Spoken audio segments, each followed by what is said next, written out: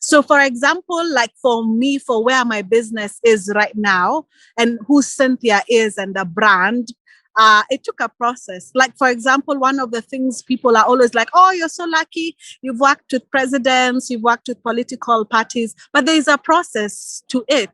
Simon says. Simon says. Simon says. Simon says. Simon says. It's the Simon Says podcast. So, people think, and this is something I've learned from watching people, successful people. And I was listening to someone who actually was talking about it. And he said he never trusts anyone who does not have, how did he say it? A scar. For you to make it, you must have a scar to show. It's a process. And people think I'll just be successful in a day. There's a process, and it's a painful process, a very painful process. But the important thing is, as we're going through this painful process, it's good to encourage, and that's why I try to do that, to encourage people to understand that you're only going through a process. Eventually, it will get better. And this process is there to help shape you. And there's a verse that says that in the Bible, that we should be glad even when we're going through difficult things, because these difficult things build our character. And It also eventually brings hope. And with hope, and hope can never put us in shame. This process we go through will never put us in shame. So, for example, like for me, for where my business is right now and who Cynthia is and the brand, it took a process. Like, for example, one of the things people are always like, oh, you're so lucky. You've worked with presidents, you've worked with political parties, but there's a process to it. I had to learn.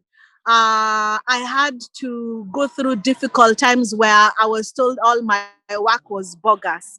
And getting even into the political space, I had no training at all. So it's like I was doing so well in PR. Of course, that's why I was chosen. Then now you go into a political space. So it's like you're starting from ground zero all over again. So here you are. Sorry? I've even seen like even one time when you even started, you even did several gigs even for free, like with even didn't have a budget, and then but that required a great degree of self-belief, didn't it? As you begin. Yes, one thing people don't realize, this process requires you to give yourself time, to be patient with yourself. So even when you tell people do free gigs, they would never agree because they're like, I need to be successful quickly. But they require us to, first of all, understand who we are. A lot of times people want to just do things, get into social media because everyone is in social media. Maybe you are not made for social media. You really need to know who you are. And it's a process. Find out, who am I? And then find out what is my calling and what is my purpose. How do you find who you are? How do you find who you are? Don't you find it through trying things, or how do you usually find who you are? Is it through, some people say meditation, other people, like, how can you say that you, Cynthia, kind of know who you are? Is it through your experiences or through how you came out through those experiences? What is it exactly that defines and says, okay, cool. People say, go find out who you are. So how do I do that? So how do you know? I've had you talk about your girlfriend. How do you know her? How do you know, her personality? If right now you were to go into a store and I told you choose any pair of shoes, you would probably know exactly what shoe would make her crazy and what shoe should be like, I would never wear that. How do you know that? Experience.